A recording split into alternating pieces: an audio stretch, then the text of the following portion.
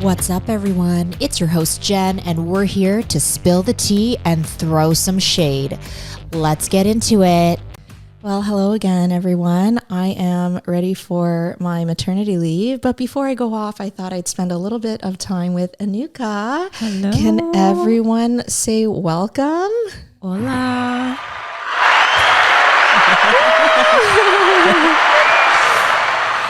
So you might be wondering who Enuka is, and she is one of our newest members to the Monaco Medical Aesthetics team, and she's a cosmetic nurse injector and also will be a skin specialist with the team. So super excited to have you. Welcome. Thank you. I love Monaco.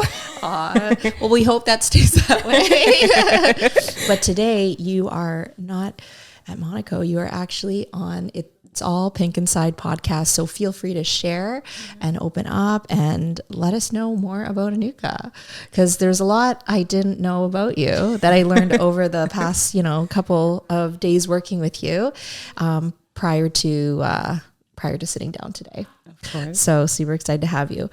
So Enuka has actually been a client of ours at Monaco, but I've never actually treated her myself. So I recognized her face and here we are.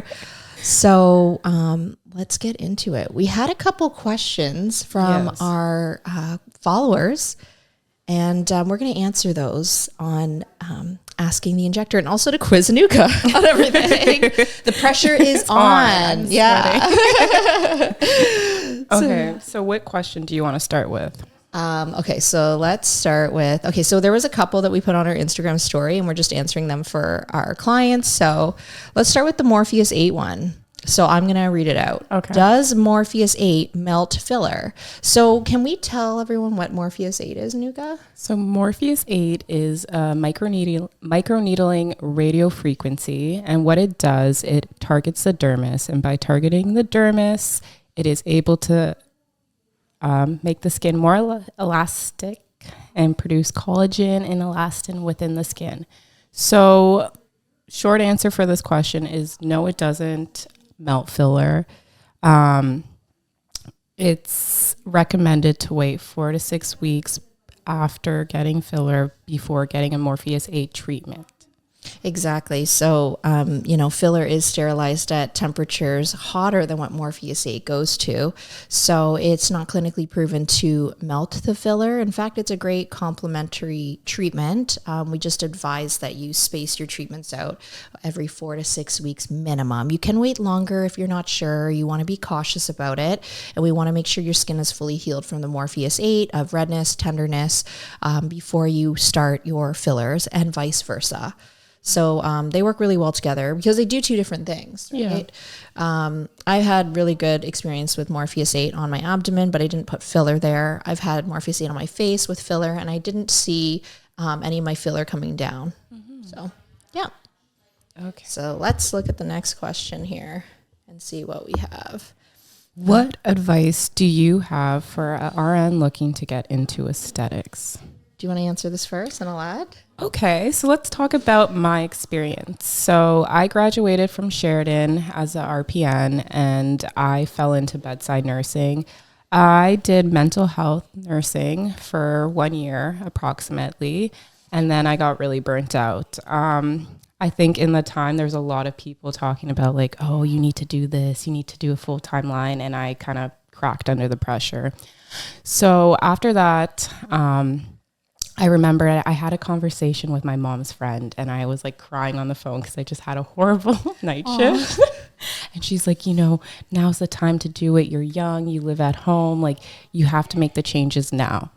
So I did a private course at Chelsea Institute, and it was a basic filler and Botox course. And then I started applying for jobs and I wasn't hearing back because I didn't have a lot of experience.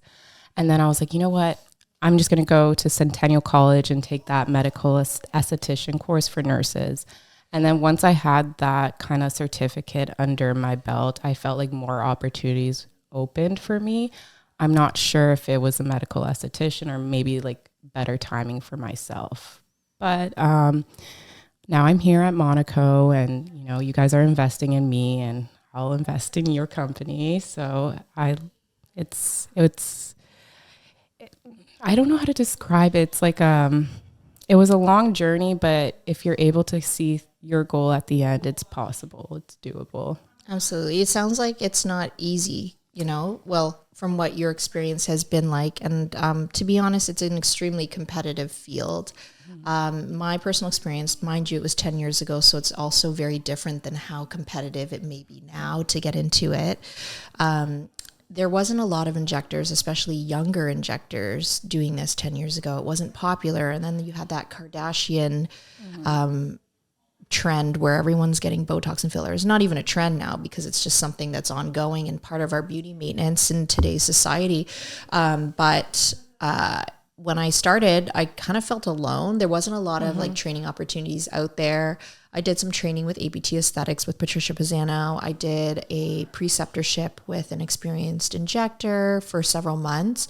But even then, I didn't really feel ready. And I don't think anyone ever does doing these trainings, especially because so many of them are just a couple days long. In addition, most of us are hands-on learners. And if you're constantly in a co-op or in a preceptorship where a lot of it is done for you or you're guided through everything, you never feel fully competent and independent to do it on your own. Yeah. So the best advice I can say is, get as independent as quickly as possible while making sure you have like the safety and resources around you. It was really hard. I was pretty scared to inject, to be honest, when I initially started. And there are times when I do get like a little fearful of certain complications or issues that may arise. But I was just telling Enuka that as an injector, the more people you treat and see, the more you're going to get that experience to deal with complications, because there's a higher likely chance of getting one. Yeah. I don't know about you, Enuka, but like working in the hospital where you get to see and possibly experience a patient dying, or there's higher risk medications you're administering, I find that injectables is more stressful, even though you're not like, you don't have that risk of having a patient die. Because a lot of these medications are very like benign, like Botox. Yeah. What do you think? For me, again, I work in psych, so my thoughts are, I feel less safe at the hospital in terms of like if I'm walking around the corner and like someone grabs me, but like I'm also like really paranoid about that. Like I feel like I'm always on my toes at work. Like, like I can't like let my guard down, because then that's when someone's gonna grab me from the back. So I like agree and disagree, but like also in that sense, if it's high blood pressure, it's like we have like proper protocols in place for it. It's like, okay, like here's this medication. If that doesn't work, like you have doctors on call to like page and bother and come like if fix. there's like a med error and someone like dies because you put too much of their blood pressure medication IV, like I'm like, oh my God, I could totally kill a patient this way. But you're right. There's a lot of protocols. There's a lot more team nursing, I find. In our industry, in cosmetic nursing, at least at Monaco, I find there's a lot of autonomy, which I mean, can be scary at the beginning for sure. But then you eventually like it. You get comfortable. But what are some things that aren't talked about before getting into aesthetics? I think that it's not as glamorous as it seems. Okay. I'll be honest. I think like I remember I've interviewed many people that have aspired to get into the industry or have experience in the industry and are passionate in the field. But one thing is just, they want to wear like nice clothes. They're tired of wearing scrubs and wiping ass. I'm going to be honest. So I'm like, okay, well, you know what? It's great that way because you're dealing with a healthier population, but you also have that mental health component that you're managing. And in some way you are self-employed because your clients develop that rapport, that trust and relationship with you. So they might be messaging you at 11 a.m. at night with a panic attack because they have excessive swelling, bruising, or they have an event they wanted to go to and they anticipated not having any downtime. So there's a different type of stress that way that doesn't really go away because you're still maintaining that relationship. Whereas in the hospital, you don't, you don't give them your like contact. No, you leave and you go home for the night. Exactly. Like you leave it at work. Whereas I think as an injector, even if you work within a clinic and it's not like your own business, you still to some degree have that contact with your clients. So I think that's not talked about. But the glamour side of it, it is a long day. Like, I mean, you can structure the day however you like. With us, because we are high volume, we see a lot of clients throughout the day, especially if you're really good. Yeah. You're going to be back to back, and it is not physically draining as the hospital may be, but it is mentally draining. So sometimes you're just like, I don't want to talk to anyone at the end of the day, and you're really tired. Yeah. Those things I think aren't talked about. The other thing is, finding a medical director. Some people may not know this and they think it's like really easy to get in. And once you take the training, you're good, but you need to make sure you have an MD or an NP that can delegate for you. Someone that can trust you and your abilities, because you cannot buy Botox or filler Without it. or administer it technically without that order from a physician or NP. Something that I don't think is talked a lot about is the soft skills related to aesthetics. Like hard skills, like actually doing the Botox and filler, but the soft skills of selling it and being confident and not overselling a client and being confident, and how you interact with your client makes such a big difference in their visit, right? Absolutely. That's a really good point that you bring up, Enuka, because there are so many other skills. Like in the hospital, when you're hired, you're right. There's a lot of like physical skills, and also your patients are like it's all through OHIP when you're doing acute care. This is private practice, so your clients really have to like you if they're going to come back, and that oftentimes determines your pay. And I know money is never the primary thing that we think about as good injectors, and we really don't think about the money in our pocket. We think about the passion and making sure our clients' outcomes are safe and the best outcomes. Yeah. And that we give them that support and guidance. So those soft skills are really important because you can't train personality. Yep. So when I look for our team, that I look for someone who has similar values to myself and someone who is really good with people. And that's not always easy to find. No. And you mentioned the sales side, which is in nursing, it is never taught. No. Like as nurses, we aren't salespeople. No, we are nurses first and foremost, but like the sales skills. And again, like not being too pushy, but like setting realistic expectations for your client and like trying to work within their budget, right?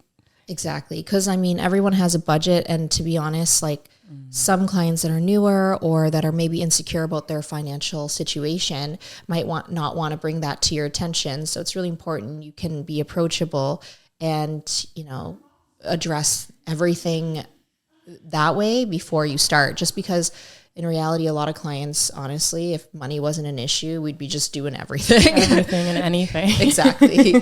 So the sales side is really important, but also not being too pushy, like you mentioned. Yeah. Are there any like skills that you've picked up over any of your training where you've noticed works well for getting your client to trust you? For me, I would just say like be yourself. Like I think they could kind of see through you when you're like pretending to be like this, like, I don't know, bubbly, like over happy person. But, at the end of the day, like people want to talk or they don't want to talk, and just allowing them the space to like kind of rant and, like make them laugh and, Like you're like their bartender therapist, pretty much, right? Like, as you're stabbing them with needles, you're like, yeah, tell me more. I'm like, yeah, I agree with that. Or just like just be yourself. And like, some people, prefer like a more posh version of yourself or more proper, but then there's like those clients that are like want to know you and want to know what you do and how you did this, and it's okay to kind of sit down and like have that conversation with them. Absolutely. I mean, I guess the first visit, I typically am a little bit more professional. You want to feel the client out and see what their style and what their sense of humor is and everything. And I think it's really important. And this is great for any type of sales or private practice is kind of reading your patients, seeing what they want to achieve. Are they more conservative? Do they want someone more talkative? Do they want someone just like guide them through? Yeah. At the end of the day, I think most clients would say like, honestly, I just want great results. Yeah. Right. Aesthetically, but it doesn't hurt if you can go somewhere where you actually like who's treating you. Yeah. Exactly. Like if there's bedside manner and you can humanize yourself. Yes. Like we wear lab coats sometimes. And I wonder if that ever causes that like white coat syndrome. Some people really like it because it's a form of professionalism and stuff, but others might feel nervous because they don't want to go to that sterile like hospital environment. Yeah. So what are your thoughts on that? Okay, I haven't worn a lab coat though. That's true.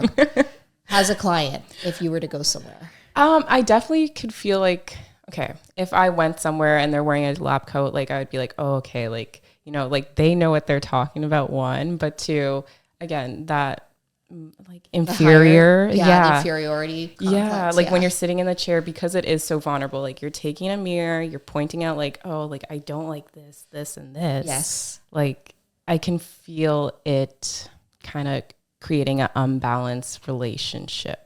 Okay, yeah. So a little bit more equal, because I like where you're going with that. If you create more equality in your consultation and make it more collaborative, that will help the client to feel some sense of, you know, empowerment, because at the same time, they're also sitting there telling you like what they don't like about their face, to be honest. They're telling you like, tell me what to fix. Like their biggest insecurities. Yes, exactly. So, I mean, that's really good to know. So yeah, I mean, if people can see you as a human being that just wants to help them, I think that goes a long, long way. Yes. For sure. But anyways, yeah, as an RN getting into aesthetics, another thing that I found really interesting was you sent me this podcast, and I think it was really good, because she mentioned that to get into the industry, one of her tips was to actually visit the med spa that you considering working with. Yes. And if you go there as a client and you like the service and you like the injectors and you see it, you can see an opportunity if they're going to fit and suit your style and how you want to be perceived as an injector. But at the same time, you can also gain a relationship with the owners and the other staff. And when you're ready to actually get into the industry and apply, you have that, you know, that advantage, right? Yes. And like, that's what kind of happened with us. Yeah. Even though like we had never met, I was like, oh, I know Enuka because I already follow you and I recognized you. And I like have the worst memory, but like, I just remembered you. Yeah. And I remember I went to see and I was like, oh, like, tell me about your experience about like being a nurse, like how you got into it. And she's like, I went to Sheridan, I think. And then she did some training. Yeah, she'd like outlined it all. I was like, perfect. Like that was my inspo at the time. And I also think it's important to like have experience with like filler and Botox or treatments to know like, is it something that you want to do?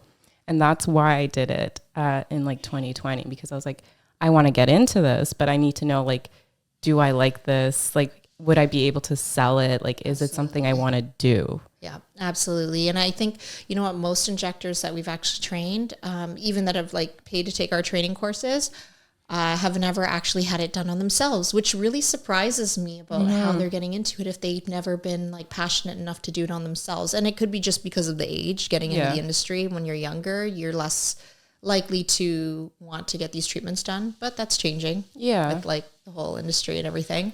But I agree with you. You need to try it out so you can advise your patients and also practice what you preach. Yeah. It's something weird about going to an injector that's never had injectables before. Yeah. It's like, yeah, we try everything that we do here. And we encourage our staff to do it. So it's good that way. And I've had a million things done, but the trick is just doing less and not so frequent so that you still maintain your natural beauty. Exactly. So it's great. Yeah. So yeah, just to summarize, I would say as an RN wanting to get in aesthetics, try it out, visit the clinics you want to go to, make sure you have potential leads for medical directors, whether it be an MD or an NP.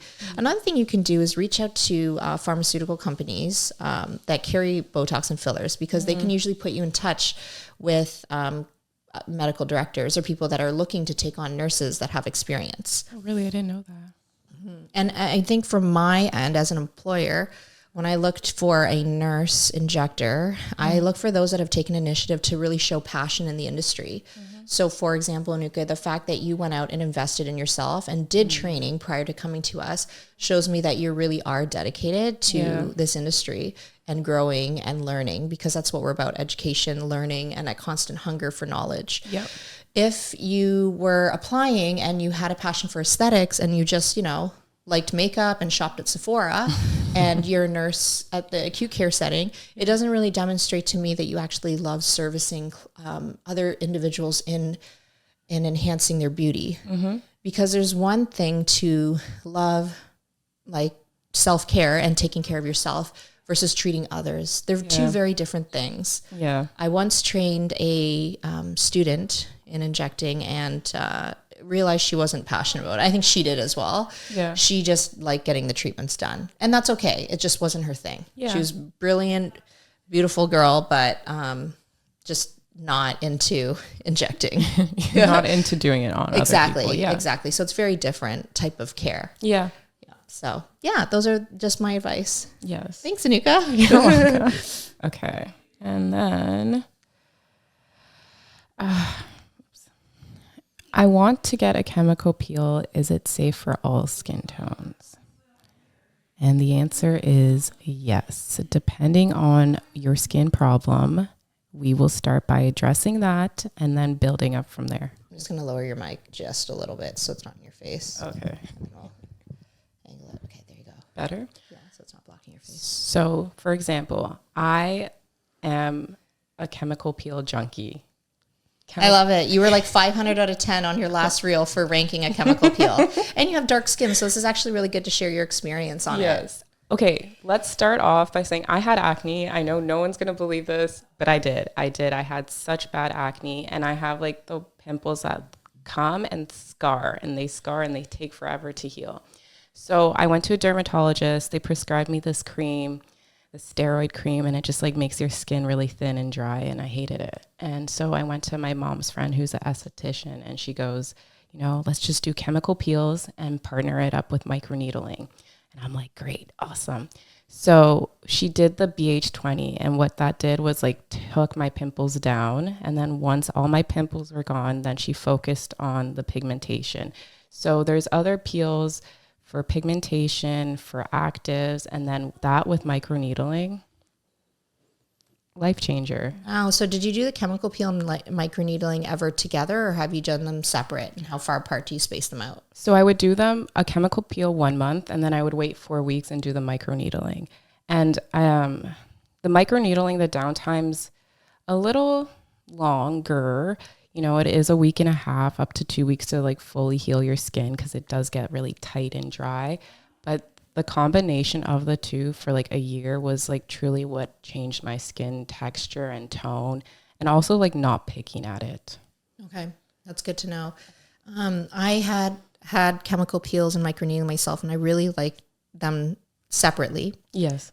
Just because like the chemical peel was more superficial for, texture and tone. And then the microneedling could get into the pigment and help to just go a little deeper to make your skin tighter and promote that collagen stimulation.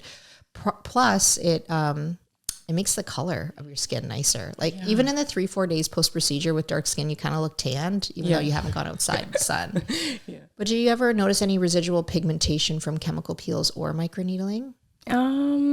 Not usually. Like it's not going to take your pigment away like right away. It is something that gradually like works up, but no, I didn't really notice. Like I would be red for like 48 hours. Okay, so it wasn't too bad. No, it wasn't too terrible. And then it's more so like the flakiness.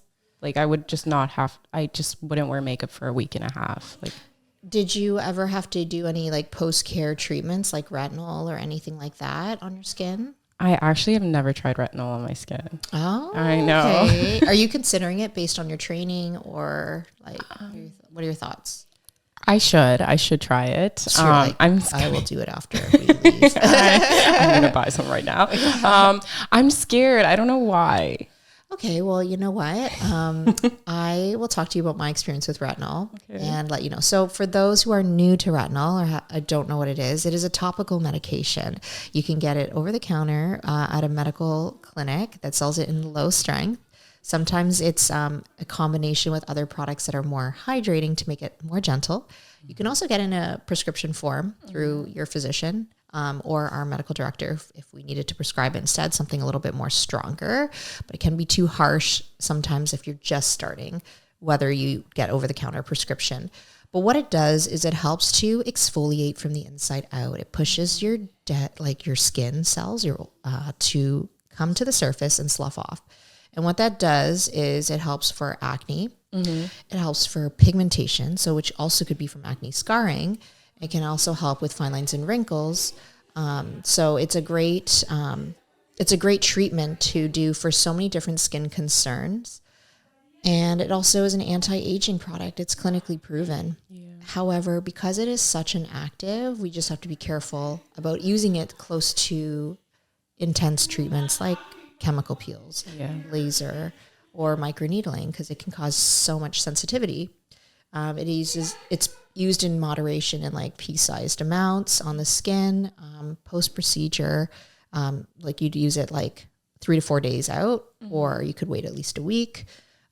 The only thing I would say is it can be irritating when you start. Yeah, can we talk about the retinol purge? Oh, yeah. So I had it once, but then I stopped it after 72 hours of consecutive use. And I was also using it like a moisturizer.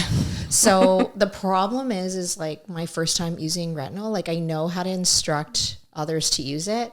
But then for myself, I like to go like over and above and be like, okay, what would it be like if I was to be seriously irritated by this? So like sometimes I purposely try to burn myself with chemical peel to know what the healing process is like. Okay. Yeah, it's weird.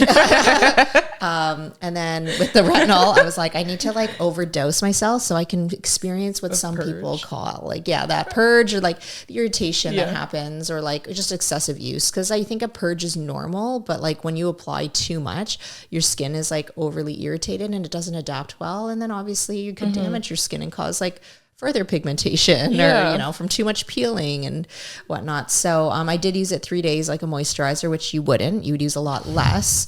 But I didn't feel it until 72 hours later that I was like, holy shit, my skin is so tight. It feels raw. It kind of hurts. So I stopped it for another 3 days and then restarted on a smaller amount. And then I got pregnant. So then I couldn't use it because you can't use it when you're pregnant or breastfeeding. Yeah. They say it could like travel in your bloodstream and then the baby could get the retinol. So there's studies on that where it is harmful to babies. So I stopped it. But the retinol purge is like normal. Some people get like a strange like bumps underneath the skin initially because their skin is resurfacing and the sebaceous glands are more visible. But usually your skin adapts over 6 weeks. It can take less or more time. Some people are more sensitive than others, but you need to know that something is going to happen with your skin, and you're going to experience change and maybe a bit of mild discomfort. And that just shows you that it's working. Okay. Yeah. Okay. So it's okay to have that. You can reduce the amount or frequency or spread out the days that you do it. I wouldn't recommend consecutive use initially anyways. You would like space it out. Like even if you want to start with like twice a week and then you can increase to 3 times a week after several weeks. The beauty of retinol is that you can kind of control it. You can like do less, do more. If it's too harsh, just wait a couple days and then restart it again. But those that are on retinol, they get this like really nice shine to their skin. Oh my gosh, my mom right now, I put her on retinol. She loves it? She loves it, but her skin, I was like, she came in for a facial. I was like, you have no wrinkles. And she just turned 59. Oh, she looks great. I saw her pictures. So if anyone wants to know what Enuka's background is, she's Croatian and Jamaican. It's such a beautiful mix, but her mom looks nothing like her. I look adopted. Yeah, no, you're stunning, but it's like you're like a little mix of both. But yeah, like retinol is honestly like a great go-to for any anti-aging, acne patients or pigmentation clients as well. So I think like you're very young, but it can help with like the pigmentation or breakouts. Yeah. So going back to that question on are chemical peels safe for all skin types? Yes. So you mentioned perfect derma peel is not advisable initially for darker skin types. And why is that? It is a very strong peel. It has 1% TCA. So we want to work our skin up to this. Like we want to make sure we're on retinol, a discoloration defense before we just slap this peel on our face, because once it's on, we can't take it off. You can't just go in the shower and wash it off. Is it a self-neutralizing one where it just kind of stays on and then it subsides in its intensity? Yes. And then you have like a little care package at home. And then the next morning, 12 hours after, you're going to neutralize it yourself. Okay. Okay, that's good to know. So it's safe to say that you can start any chemical peel with dark skin as long as it's more superficial or mild. Yes, I would start at superficial and mild and then work up from there. I know there's a lot on TikTok about chemical peels and being burnt, and there's this misinformation, but you also have to look at what chemical peel they're doing. What is the aftercare like? I saw a TikTok that was saying her esthetician told her to put retinol on after a chemical peel, which is a big no-no. And so you see these people who have like chemical burns. So it's also important to go to an esthetician who knows what and how to do a chemical peel and not just trust anyone, because it is your skin, it is an acid, and a burn is possible. And I agree. I think with anyone, if it's you've not normally used to having a facial just in general, or not used to using any actives, and you're going for that facial first time, you need to be extremely cautious in the amount, or the intensity that you're going. I know some people want results right away, but I find with anything skin, any treatment you do, nothing is immediate. It's not like Botox and fillers. It is something that complements it and it helps with anti-aging, but it needs to be gradual and needs to be ongoing maintenance. Yes, and it is 6 to 10 treatments roughly. So it's not one and done. It is, you have to commit to it. And what kind of chemical peels have you worked with, like ingredient-wise, I guess? So lactic chemical peels, salicylic acid chemical peels, glycolic. The one that like always is the spiciest to me is the glow peel. Yes. Yeah, that one has like resorcinol in it, lactic and glycolic, I believe. Yes, and that is spicy. Oh, I know it stings a little bit. I kind of like the sting though. But I guess you read your client, but I agree with your first time, it should be very gentle to see what you can adapt to. Because sometimes you don't realize what you react to until after. And then, that purge that they talk about, especially if you're not used to a chemical peel, is that normal? Is that expected after? That is normal and expected because you're bringing all the dead skin and exfoliating your skin. So it is going to purge a little bit, but it will go away. It's like retinol, the retinol purge, right? Now, can you tell me what the purge is? Because some people might not know, or they'll only refer to the horror movie, The Purge. Yeah, they'll be like, what is the purge? The purge. Yeah. So a purge is when Tell me what it looks like. It's like little bumps. Like you kind of see that. I'm like, you kind of see like that. I you got get your face up to the camera. You're like, this is my purge. I can kind of see it, but you have really nice skin. It's like weird. Oh my God, you should see my back right now. It like broke out. Really? That looks like a purge. Yeah, no. Yeah, it's like little bumps and they're like little white heads kind of. But they want to come to the surface, but don't. Yeah, it was like little bumps here, all here after I got the gel peel. Okay. Yeah. So do you find that, how does the purge go away? Just go away on its own, or after a facial treatment, or what are you finding? Aftercare. So like my aftercare after a chemical peel is just hyaluronic acid and basic moisturizer. I'm not using anything with actives in it. And I'll just put that on and put my moisturizer on and I don't pick it. Never pick your skin. Yes, never pick your skin. And if you are a picker, just don't look in the mirror. Yeah, just because then you cover won't, your mirrors. You won't pick it. Yeah, exactly. Yeah, so just like hydrating my skin, kind of ignoring it. I know it's hard, but no actives. Don't pick at it. Picking is the biggest one. Do not pick. So that's skin. Like the number one for skin tip. Don't pick. Don't pick your skin because that makes, in my opinion, worse because you're touching it, you're moving it around. Is there something you can help for those OCD pickers? Like, is there a tip you can give them to take their mind off of it or to do something else instead? That's a good one. I'm trying to think what I did when I was back in nursing school. Some of us don't listen. I like to pick. Yeah, so do I. I love to. I'll be like, I don't know. I would like, I kind of have like my nails done. I don't know if that like helps. Because you don't want to like get them your nails gross from your like pimples and dead skin. But I also will like try not to like look in those like little mirrors, those ones that magnify everything. I'll be like, okay, just like avoid it. It'll get better. Just constantly like reminding myself of that. I'll be like, okay, it's going to get better. Awesome. Okay. Or put a hat on. So we have a couple more questions. Let's get through them because I know you have clients soon. So Okay, so this one, we have lip suture ones, so we'll just hammer through all those. Yes, let's go. Okay, thinking about getting lip sutures, any recommendations? So this is a little bit more of a vague question. Yes. But in terms of lip sutures, they are excellent. If someone's looking for a dramatic result, honestly, I don't think lip sutures is the only thing you should be doing, but it's great on its to complement lip filler. So if I am doing lip fillers and your lips are numb, I might enhance the borders just a little bit by adding the sutures. The sutures go in on the vermilion. We have tried them in other ways to see if they benefit the skin from stimulating collagen and elastin, but when you put them into the actual lip, I don't see the enhancement as well. I prefer filler to fill in and tighten the lip. Mm-hmm. So in terms of lip sutures and fillers, I think they're great together. If someone wants a really natural result, you could do lip sutures. You could even do a lip flip using disc board to upturn the upper lip and help to prevent it from rolling underneath. Lip sutures on its own is not painful. Mm-hmm. It's a very quick procedure. So it's great to introduce, but I think if you are wanting that obvious volume enhancement, you need to do fillers as well. And what's more expensive, lip fillers or lip sutures? So just based on the cost of the product, they're probably around the same. Right now at Monaco, we sell the lip sutures for $4.99 plus tax. Our lip fillers, sometimes we have half syringe, full syringe on. It can range in pricing. Right now, we also have the lip filler on for $4.99, but you also get Dysport with it as well. So it's a promotion right now. But so they're around the same price in investment, but they're great to do together if you want to hit two birds with one stone to create that defined border and to add that volume. How many would you put?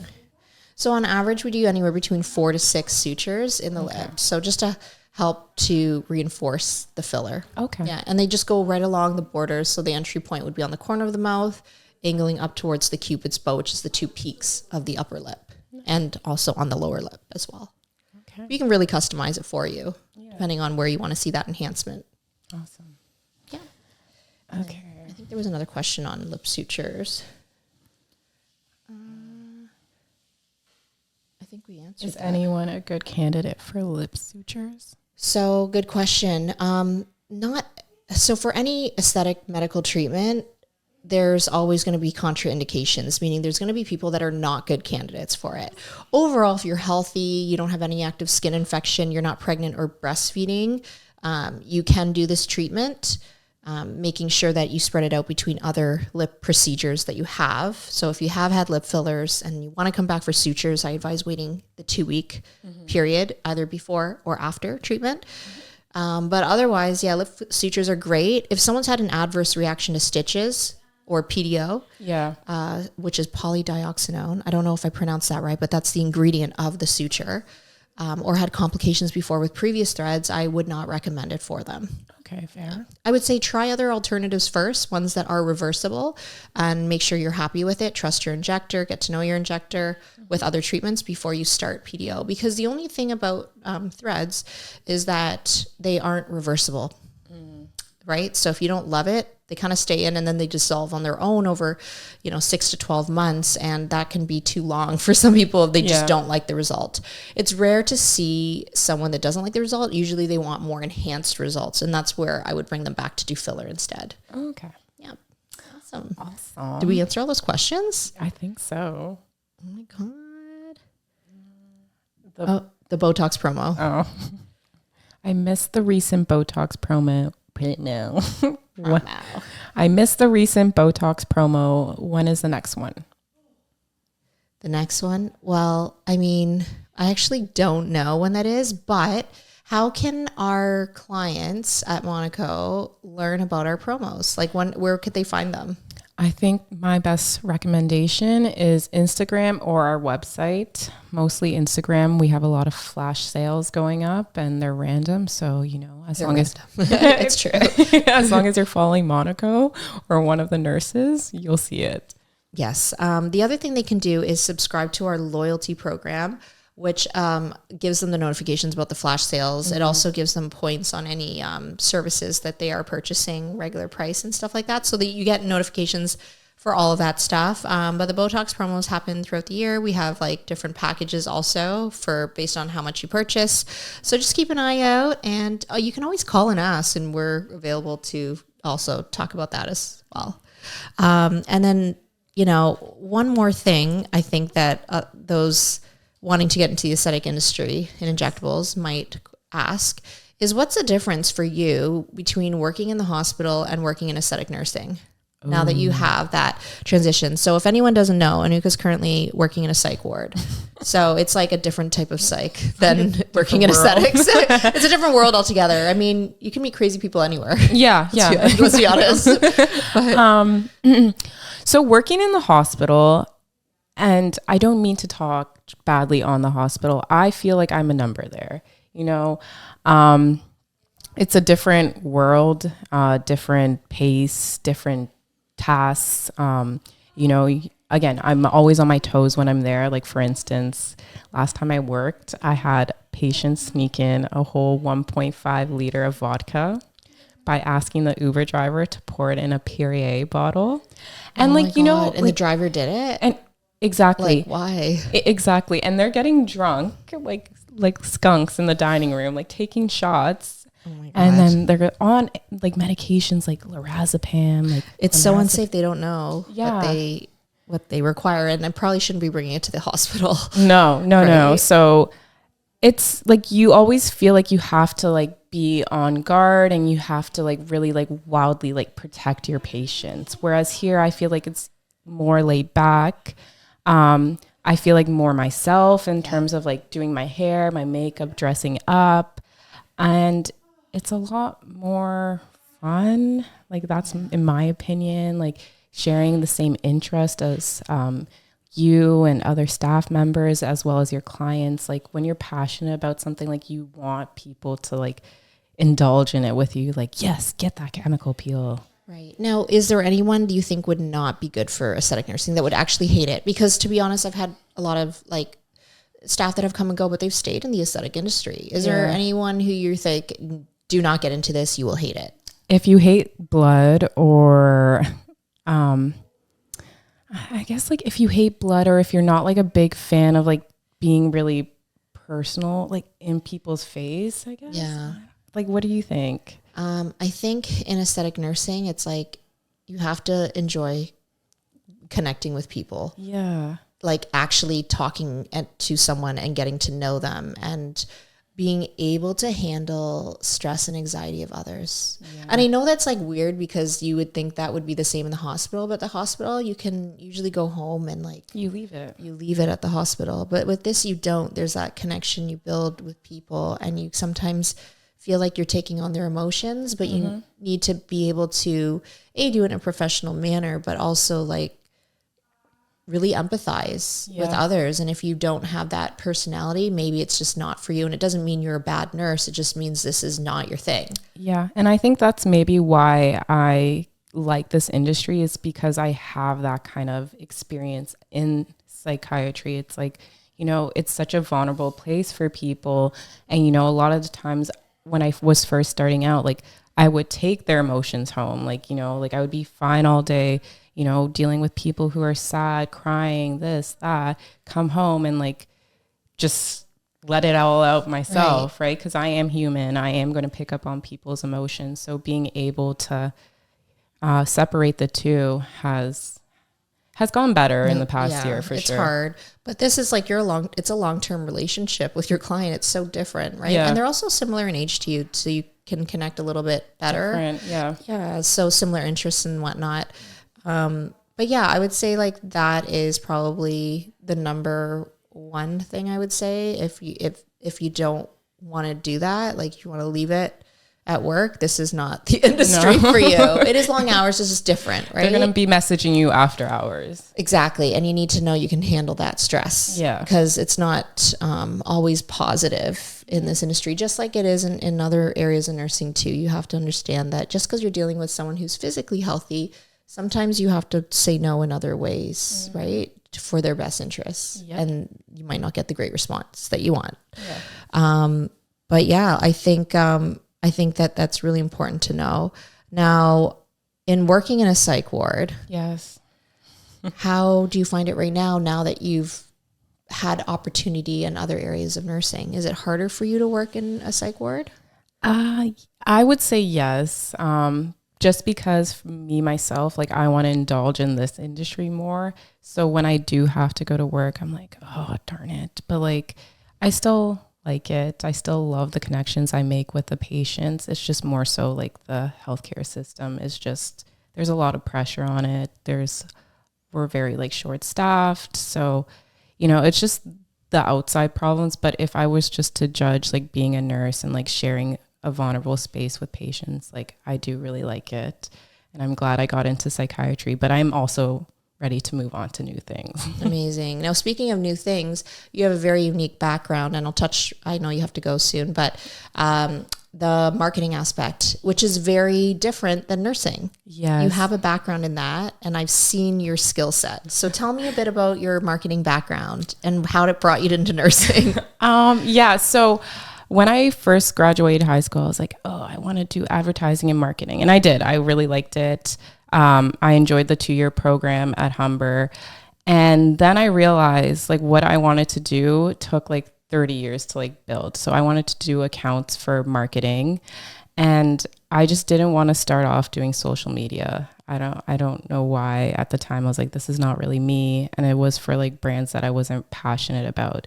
So I worked with some influencers just to help build them their brand deals. And now they're very successful, but they did a lot of their work as well.